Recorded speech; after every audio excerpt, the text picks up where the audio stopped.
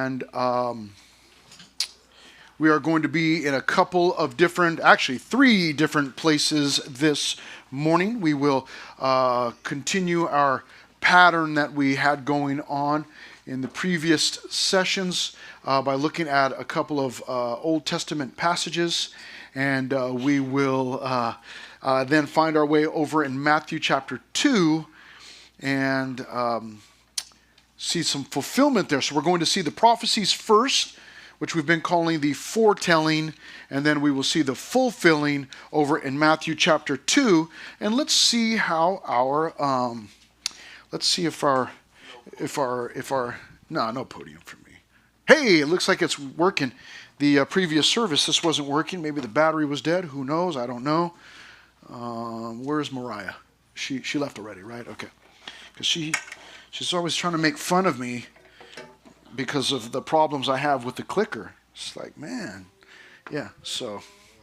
But she never wants to donate any money to help me get a new clicker, so.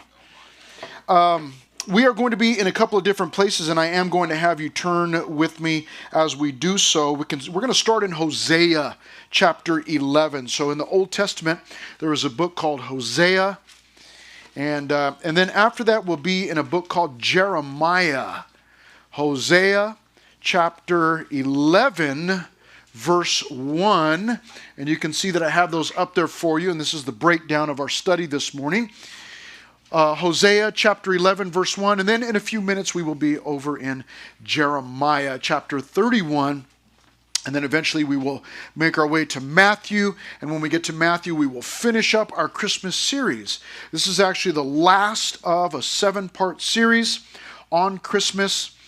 And this is actually, as you're looking for Hosea chapter 11, this is actually our last service in here too for a little bit. This coming Wednesday is Christmas Eve, so we will not be in here. We'll be in the main sanctuary. And then next Sunday, we will be in the sanctuary also. So we will not be in here. There will be no high school class next Sunday. We'll be in the sanctuary.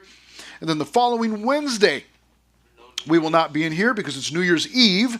So we'll be in the sanctuary again. So if you're here during that time, you will not be in here. You'll be in the sanctuary if you're showing up. And then we will eventually, in the new year, I think that means, in the new year, we will be, make our way. So I won't see you till next year. So hopefully you have a good year. Hosea chapter 11 is where we are going to start. And the days following the birth of a child are wild, to say the least. And some of you have probably been involved in some of that as your mom. No doubt if you've got a younger sibling, you may be somewhat familiar with those times. As the addition to the family comes in, everything gets jostled a bit, the schedule and the sleeping times and sometimes the sleeping arrangements. Some of you may be having a younger brother or younger sister, may have had your room invaded by that new addition. And now all of a sudden you've got your little bed in there when you were younger, and now you've got a crib in there, no doubt. Or maybe you were awakened in the middle of the night by a crying baby, that little brother or that little sister, that little brat that was born and messed up your whole life, when you were just that little kid. But the days following the birth can be some of the craziest and most life-changing, because you're trying to adjust. And the days following the birth of Jesus were no different. Some things happened following the birth of Jesus that not only were life-changing, but also fulfilled prophecy, which is what we're doing here in this series. And we see this beginning. We're going to see the foretelling or the prophecies first, and there will be 2 of them that have to do with the birth of Jesus, but something that happened after the birth of Jesus. Up to this point, we've looked at things that were leading up to the birth of Jesus or had to do with the specific birth of Jesus. Now, we're looking at things that happened after the birth of Jesus. Well, we begin our time together in Hosea chapter 11, verse 1, where we get this statement here. When Israel was a child, I loved him.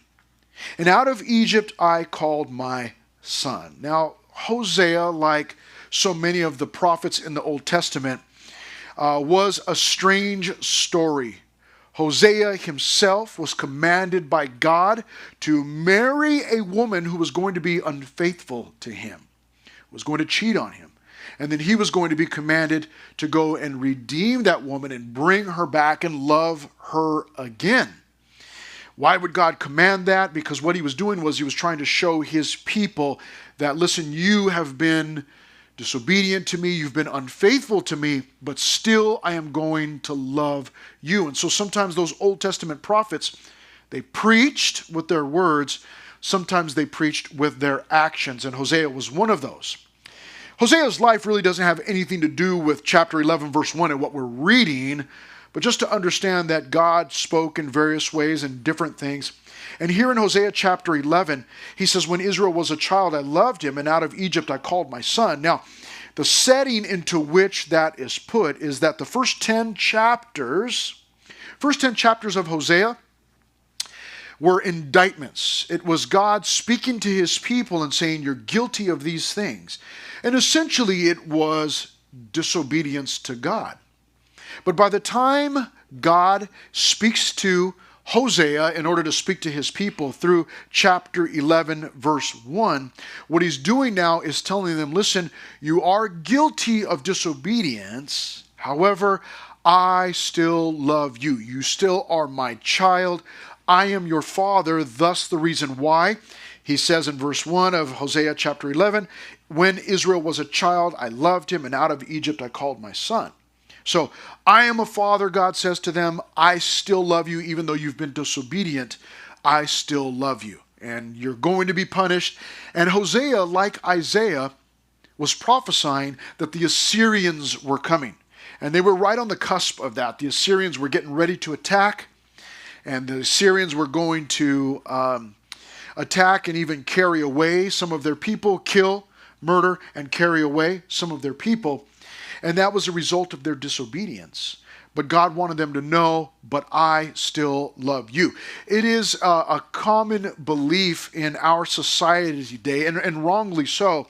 It is a common belief that if you love someone, that you never do anything to disagree or to discipline them.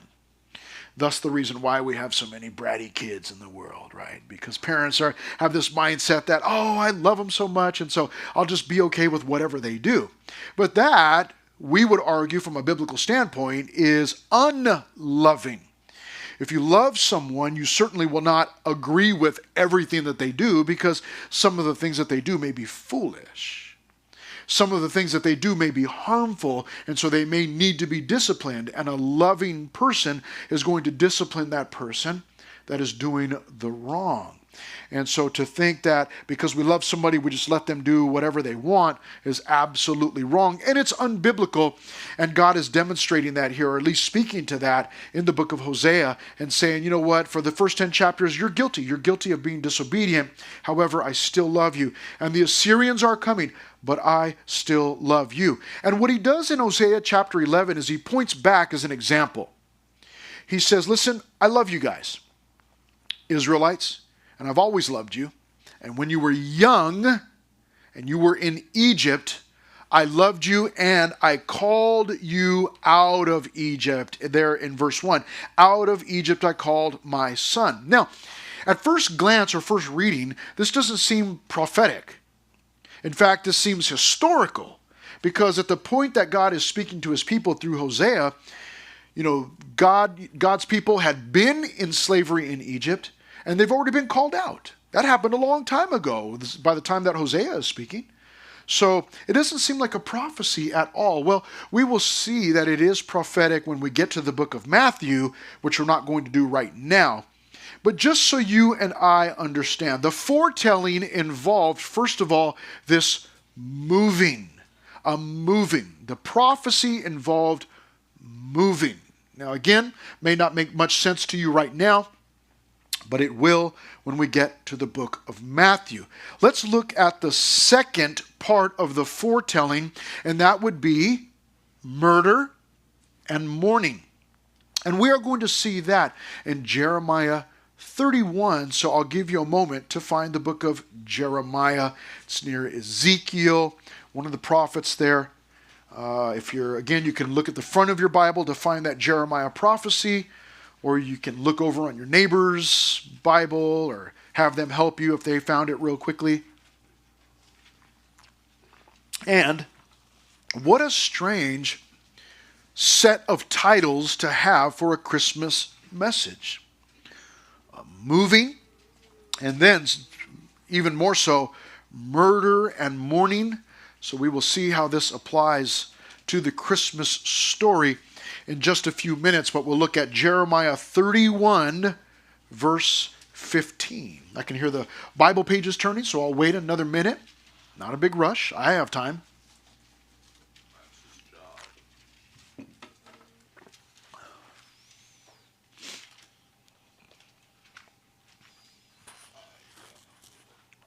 Jeremiah chapter 31, verse 15. Now, I mentioned very briefly how strange the story of Hosea starts out. Jeremiah is another strange one. Jeremiah was actually a young man when God called him to be a prophet, a priest and a prophet. And some people, Bible scholars tend to believe that he was somewhere between the age of 17 and 20. 17 and 20, so right about our age. And 17 and 20, and he actually, in the first chapter, when God calls Jeremiah, he actually says to God, I can't be a prophet, I'm too young. And God, of course, convinces him otherwise and says, no, your age doesn't matter. I'm going to be with you, I'm going to bless you. And so he starts out his ministry very young. But a strange thing about Jeremiah, or at least his ministry, his job was to warn the people about the coming of the Babylonians. Now, we've talked several times throughout this series about the coming of the Assyrians. God was going to use the Assyrians to discipline his own people. Well, that has happened, and now God says this is a different time, and God is going to bring in the Babylonians now to do the same thing because the people have been disobedient, and God, being a consistent, loving Father, disciplines them again, and he's warning them through the prophet Jeremiah, saying, you know what, I'm bringing the Babylonians this time. But Jeremiah, strangely enough, he prophesied for multiple years and never had one convert. Not even one person. In other words, not even one person ever listened to him and turned from their sins. Not one. He was known as the weeping prophet because he spent so much time crying and weeping over the disobedience of the people. But not once in his entire ministry did anyone ever say, you know what, I've heard your preaching, I'm turning my ways, I'm going to turn back to God. Not once. It's a difficult thing to speak to people. As many of you know, there are many of you in here that if I said, hey, you get up here, I want you to talk to everybody, you would melt in your seat. There's no way. It's like, I'm not getting in front of anybody. For many people, the only thing scarier than death is public speaking for a lot of people. Some people don't mind it so much. They have, they don't have a hard time doing it. But even if you don't mind doing it, or even if you, like me, love talking to other people in this setting, it is very, very difficult to talk to people when they do not want to hear you.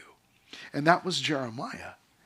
God had called him to a ministry to go and preach to people that were never going to listen to him. Why would God do that?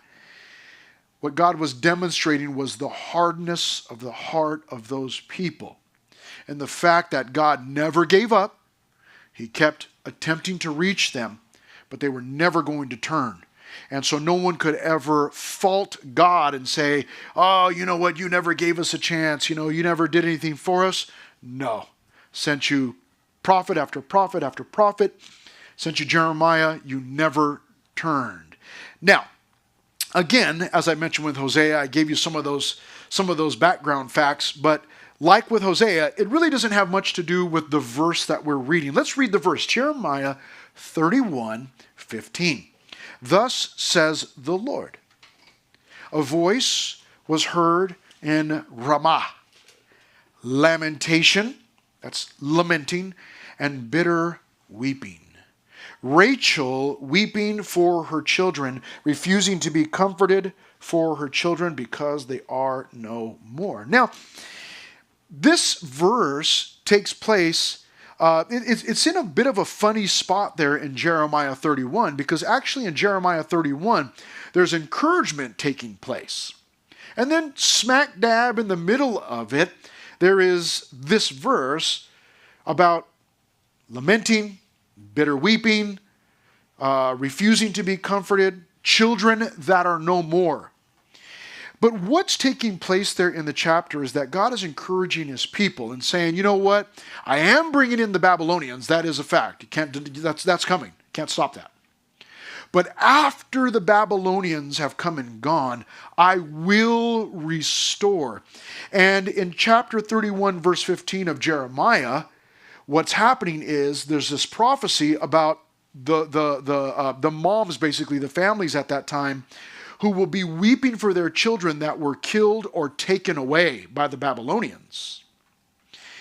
And then God immediately after that begins to encourage them and say, listen, I know that you're weeping, but essentially I'm going to restore life to you. And he even says that he's going to bring their kids back to their borders and back to their doors.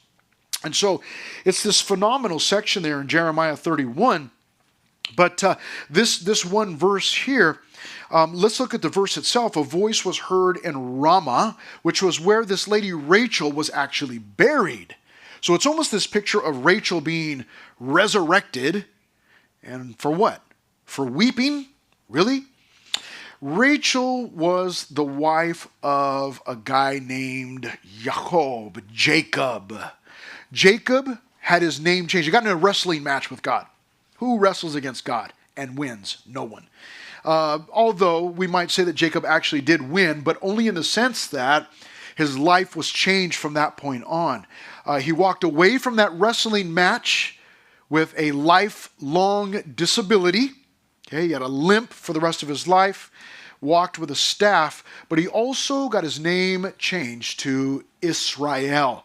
And he went from Jacob the deceiver to Israel, which means governed by God. Now, Rachel is here in this prophecy is seen as the mother, in a sense, the mother of the people. If Jacob and / Israel was the father, so to speak, then Rachel was like the mother, and she's weeping for her children. What children? The children who have been killed or carried away by the Babylonians. And you'll note that there is lamenting going on. There is bitter weeping going on. And why is she lamenting? Why is she bitter and weeping?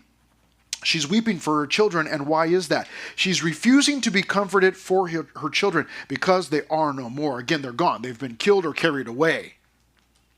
Now, I don't know,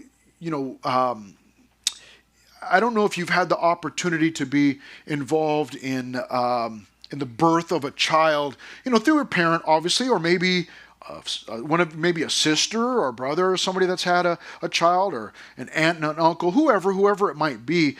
But that's a joyous occasion. You go, that's always a fun thing, and it's very natural. Very natural.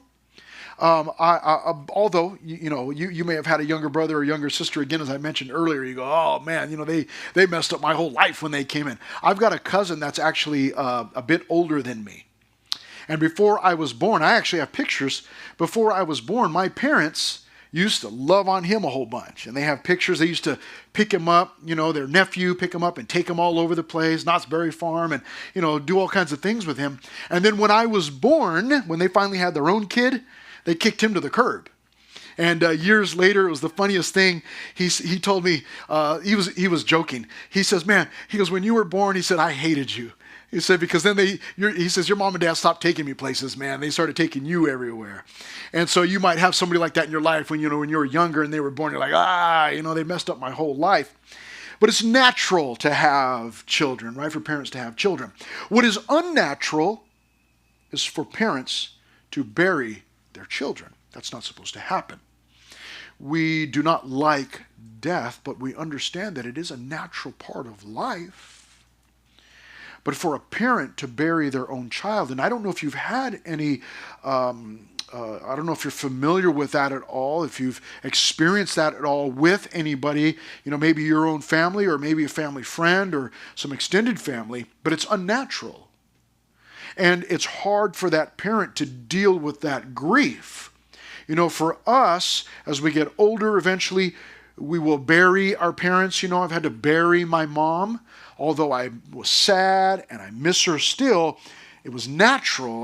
That's what's supposed to happen. She gets older, she dies, the kids bury her. That's what goes on. But for the parent to have to bury their child is very unnatural. And that here is described for us in her lamentation and her bitter weeping and refusing to be comforted, not because she just can't be or doesn't want to be comforted, but because she cannot. It's unnatural to have to lose your children, especially in that way. It's one thing to lose your child in an accident or because they get sick, but for someone to invade your home and steal your child or kill your child in front of your eyes is horrific.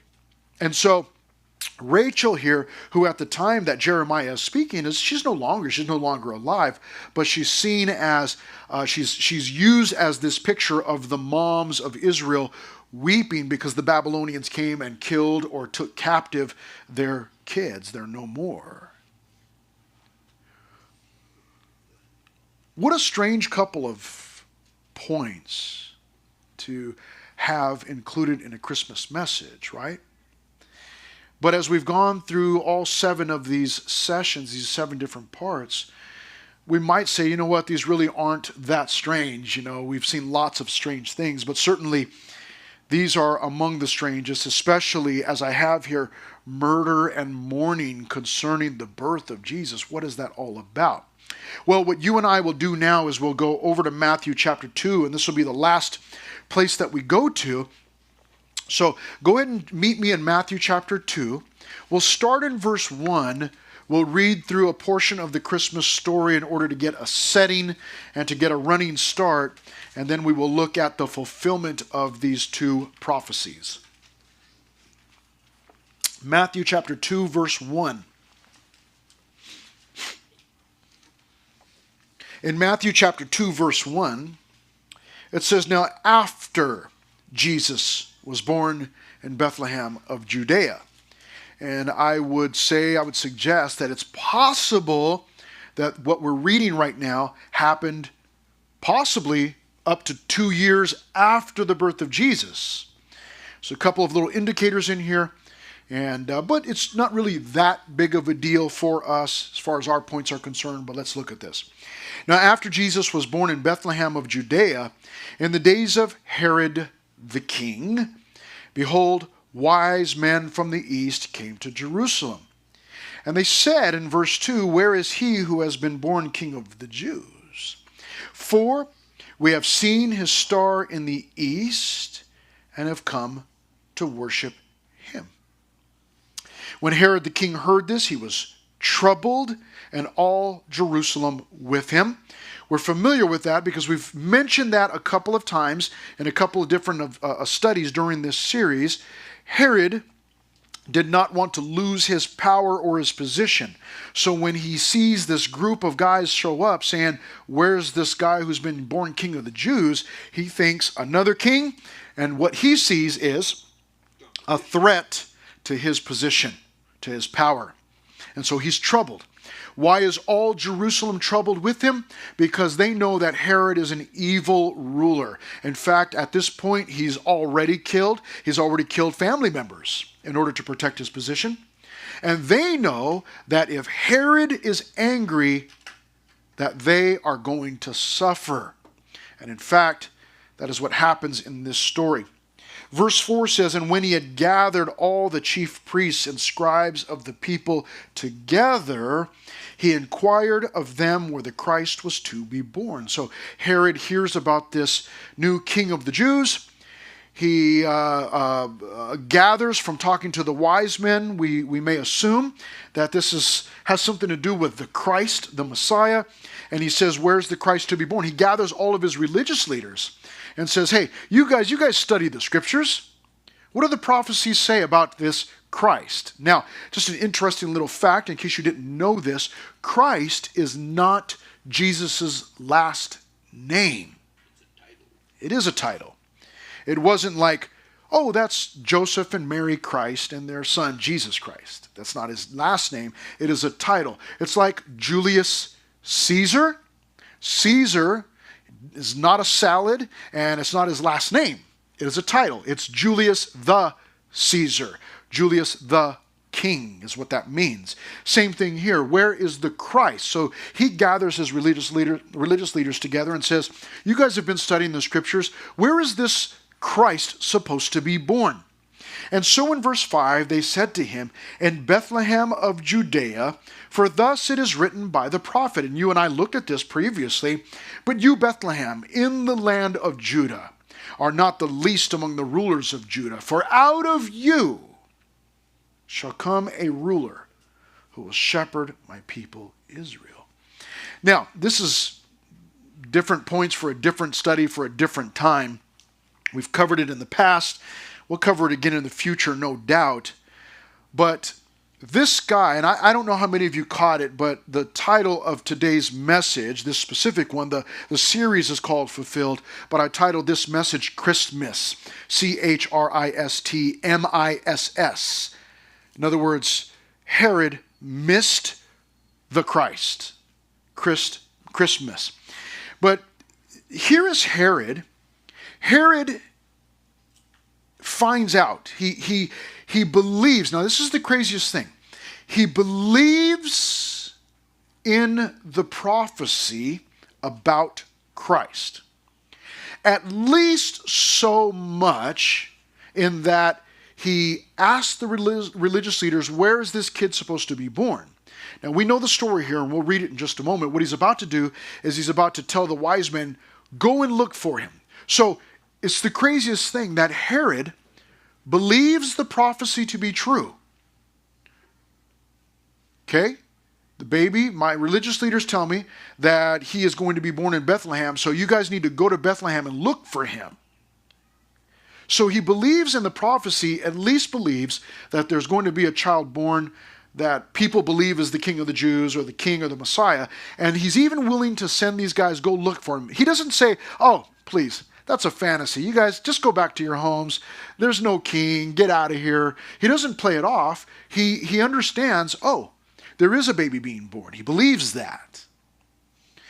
But let's see his reaction here in verse 5, or rather verse 7. Then Herod, when he had secretly called the wise men, determined from them what time the star appeared. And he sent them to Bethlehem and said, go and search carefully for the young child. And when you have found him, bring back word to me that I may come and worship him also. Now, we know that he's lying. He doesn't want to go and worship Jesus. He wants to eliminate him. But fascinatingly enough, in verse 7, when he finds out about the prophecy, he then calls the wise men back. So we're assuming here that the wise men are not clear on the prophecy because they would have known to just go to Bethlehem. But they're not clear on all that. They've followed a star to get there. That star led them to Jerusalem. They're there, and now they're looking, where is this new, we saw the star, but the star, it seems to us, may have disappeared, and now they're asking the king, where do we find this new king? We figure you must know about it because you're the ruler in this area, in this land, so certainly you would know about it. And he goes, calls his religious leaders, oh, okay, yeah, they're in Bethlehem. You got to go look in Bethlehem. And in verse 7, he determined, this is something you want to lock away in your mind for a few minutes at least, because it will come to play when we get down to the bottom of our study. He determined from them what time the star appeared. So he calls them secretly. Why is that? Because he's hatching a plan, a plot to eliminate Jesus. But what he does in the process of telling them to go look in Bethlehem is he says, oh, by the way, when did you guys first see the star? And he finds out whenever that is, we're not told. They began to follow the star. They were in the east. We don't know where they were from. So all kinds of speculation, but we don't know where they were from. It just says from the east. They started following the star. What was it about the star? We have no clue. We don't know. It doesn't say. We can assume, I think safely, that the star was moving, which isn't so strange, right? Because we see falling stars, we call them today, where, you'll see a chunk of, some star, the chunk that falls down into the atmosphere of Earth and burns up. You'll see those occasionally. Or you might be outside laying down looking at the stars, and you might see shooting stars, something shoot through the sky.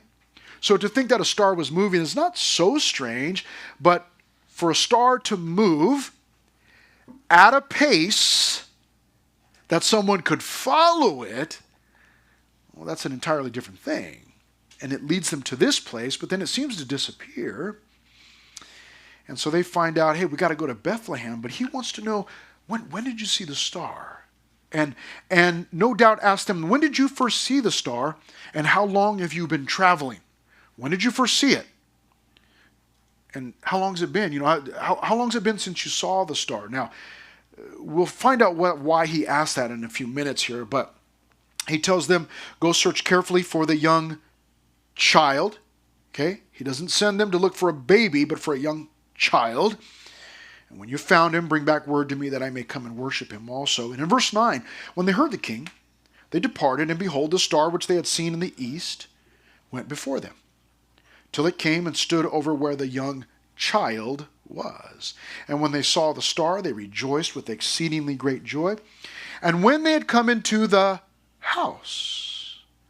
So, it's a very good possibility that Jesus is no longer in the manger at this point, but now they have moved into a house.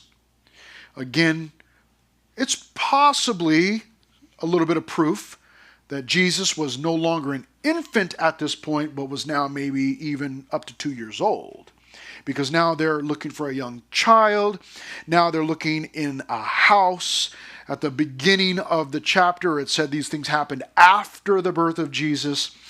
And so, we've got a manger scene in here. Manger scenes, they normally will include Joseph and Mary and the baby, usually some shepherds or some angels, some animals, but also they oftentimes will have 3 wise men, and they'll have the gifts there.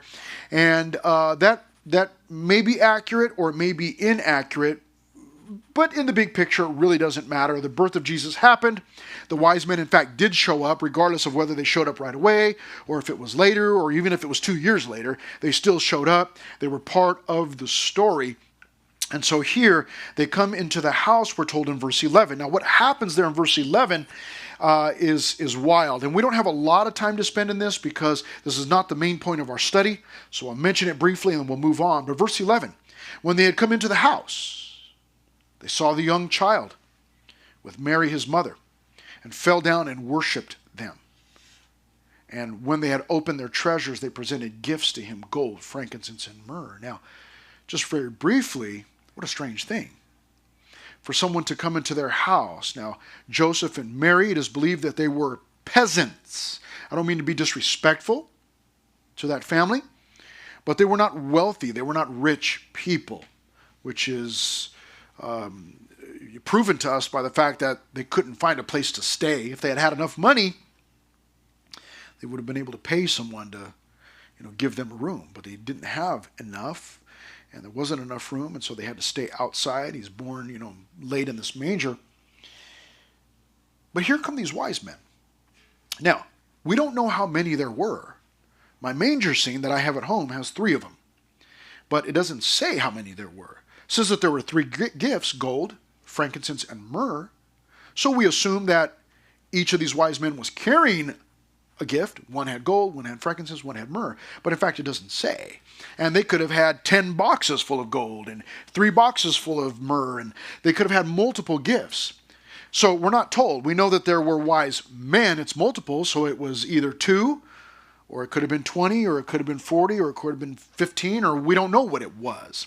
But we do know that, in fact, they showed up, and they presented to him gifts, gold, frankincense, and myrrh. Now, they've just come into a peasant home. These were obviously wealthy men who not only had these wonderful gifts to give, but also had the means to travel, to pay for all of that travel along the road, along the route, along the way. Now, the last thing that I will mention in verse 11 is important, but again, it's not the main point of our study, and we've got to move on, and that is, note the order in which they presented to Jesus. They come in, they fall down and worship. That was first. And then they gave gifts. So what's the more important thing at Christmas time? You and I know this, although we get really excited for the gifts. I'm really excited for gifts. Not only my gifts, whatever I'm going to get, but also the gifts that I'm giving to my family. I'm excited about those things. But I understand that with or without the gifts, with or without the tree, with or without the lights, with or without the garland, with or without the wreath, with or without the decorations, the food, the family, all the different things that we do, even without those things, I still possess Christmas in that I've got Jesus. Jesus is at the center of it all. He's the reason for it all. And the wise men understood that. Thus the reason why they came in and they first bowed down. They gave themselves to God before they gave gifts. So important for you and I to remember that.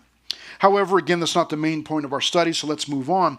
It says in verse 12, then being divinely warned in a dream that they should not return to Herod. Why not? Because Herod wanted to kill the young child. So they've been warned. What did they do? They departed for their own country another way. They skipped town. They didn't say anything to Herod because Herod wants to kill the young child. They found that out in a dream. Now they're going the other way around, avoiding Herod. Now we've been in the fulfilling section, but let's get some subpoints up here. Verses 13 through 15, I titled Moving. Let's see the fulfillment of that first prophecy from Hosea chapter 11, verse 1. Now when they had departed, this is the wise men, behold, an angel of the Lord appeared to Joseph in a dream, saying, arise, take the young child and his mother, flee to Egypt, and stay there until I bring you word, for Herod will seek the young child to destroy him. When he arose, he took the young child and his mother by night and departed for Egypt. What did he do? God moved the family, including Jesus, out of Bethlehem. And where to? To Egypt. You go, yeah, but the prophecy said, I called my son out of Egypt. Well, that's what Matthew reveals us to here. Look at this verse 15. And was there until the death of Herod, that it might be fulfilled, which was spoken by the Lord through the prophet, saying, out of Egypt I called my son. So, bam. God speaks to Joseph in a dream, says, get your family out of here, go to Egypt. He wakes up, he takes his family at night, sneaks out of town, goes to Egypt. They stay there until they hear the news that Herod is dead. Once they hear that Herod is dead, they then move out of Egypt and start to head back home. Now, they don't end up back at home quite yet, but at least they leave Egypt, and bam, there we have another fulfillment of another prophecy there, that God indeed called his son, Jesus, out of Egypt. Now, had Jesus fulfilled every prophecy up until now, but then wasn't called out of Egypt, we would have no reason to believe that he was the Messiah. He would not have fulfilled all of the prophecies. So we may look at this and go, look, it's a minor detail. He was born already. His mom was a virgin. All the different things. What does it really matter? No, it matters. Either everything that has been said about him is true and accurate, or else it is untrustworthy. It's got to be accurate 100%. And so here we see yet again this prophecy fulfilled. Now, how about this for a Christmas message? Here's some madness and murder in verse 16. Then Herod, when he saw that he was deceived by the wise men, was exceedingly angry. Remember, Jerusalem was troubled with him. Remember it said that? All Jerusalem was troubled with him. Why? Here's why. Verse 16. Then Herod, when he saw that he was deceived by the wise men, was exceedingly angry, and he sent forth and put to death all the male children who were in Bethlehem and in all its districts from 2 years old and under. Why 2 years old and under? According to the time which he had determined from the wise men. Now, we do not know exactly what time they gave him as to when they first saw the star. They could have said, well, we saw the star 6 months ago or a year ago. And it may be that Herod decided, well, just to be safe, any child that's 2 and under, we're going to kill. Or they could have said, well, we saw the star 2 years ago and we've been traveling for 2 years to get here to find him. Whichever it was, he determined 2 years old and under. So it's possible that Jesus was no longer an infant, but now 1 or even 2 years old. And now he's being hunted. Now, what a strange part to have in the Christmas story, madness and murder. But then again, it's not that strange. Do you remember Jesus later on in his life would say, I did not come to bring peace, but anybody remember what he was bringing? A sword. Josh, thank you very much. He says, I did not come to bring peace, but a sword. What did he mean by that? He meant that Jesus himself would be the cause of major decisions. People would either love him and thus love people or mankind, or they would hate him and thus hate mankind.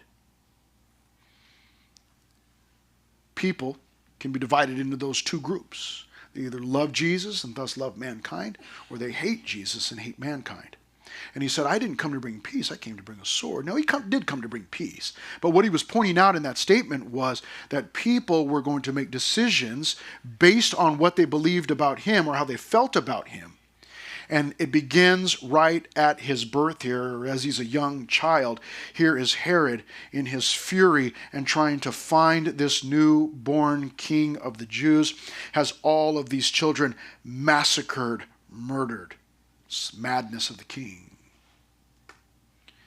Now, for our final point, verses 17 and 18, as we finish out our series, we have the morning. Then was fulfilled. There's the title of our study again. We saw it back in verse 15. Here it is again, verse 17. Then was fulfilled what was spoken by Jeremiah the prophet, saying, a voice was heard in Ramah, lamentation, weeping and great mourning, Rachel weeping for her children, refusing to be comforted because they are no more. So what Matthew reveals to us in these two passages, or in these two prophecies, is that these prophecies were given and they had application to the time that they were given, years prior to this, back in the time of Hosea and in the time of Jeremiah. But what he's pointing out for us is that they had their ultimate fulfillment in the life of Jesus and the birth of Jesus, surrounding the birth of Jesus. And here, in fact, to be a little more detailed, after the birth of Jesus. Jesus fulfilled every prophecy concerning himself. So many of them that we've studied here over the last 7 sessions have been just about his birth. We haven't even talked about the rest of his life, just about his birth. Every prophecy, and they've all over the ages have been scrutinized by critics, looking for shortcomings and failings and looking for times where he didn't fulfill the prophecies. He fulfilled every single one of them. No one can debate that. That's the truth. So we started out our series by saying, listen, we've got proof that Jesus really, a man named Jesus really did live. We talked about Josephus and Tacitus, who were historians. We talked about early church fathers and church writings. Other historians, there are multiple sources. We know that a man named Jesus lived. That's the fact. But what happened to him, what was said about him, those things we find in the Bible. And we then are faced with a decision. We know that Jesus lived. But what do we believe about Jesus? That's the decision that you and I have to come to. Now, many of us in here, most of us, maybe all of us, have decided that Jesus, being an actual, factual, historical figure, we know that he really did believe, and we believe what the Bible said about him. We have thus made a decision that, yes, we believe in Jesus. We believe that Jesus died for my sins, and I have placed my faith in Jesus, and I'm now saved. I've had my sins forgiven, and I now have the promise of eternal life. But there may be someone in here who hasn't done that. You've not come to that conclusion. Well, we've just spent 7 sessions looking at the fact that Jesus fulfilled every single one of the prophecies that was made about him, at least up to this point. He was a real person who really did exist, lived, and walk the earth. So now the question is, what do you believe about Jesus? What the Bible says is that he, when he came to this earth, was sent by God the Father. He was God in flesh, God the Son. That he lived a perfect or sinless life. And that when he died on the cross 2,000 years ago, that he died to pay for the sins of the world. That means everybody. He was offering himself, paying for the sins of the world, so that anybody who believed in his death and who would say, you know what, no, his death paid for my sins, I can't pay for my own sins. And not only that, but his death makes it possible for me to go to heaven. I can't get myself there.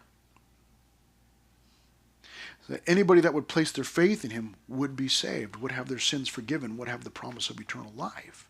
If you haven't done that yet, do that. The rest of us have done it. If you haven't believed, if you haven't stated that and said, no, God, I believe in your salvation. I can't save myself. If you haven't done that yet, do that today. I'll lead you in a very simple prayer to do that this afternoon. Let's pray. Father, thank you so much for today and for your word.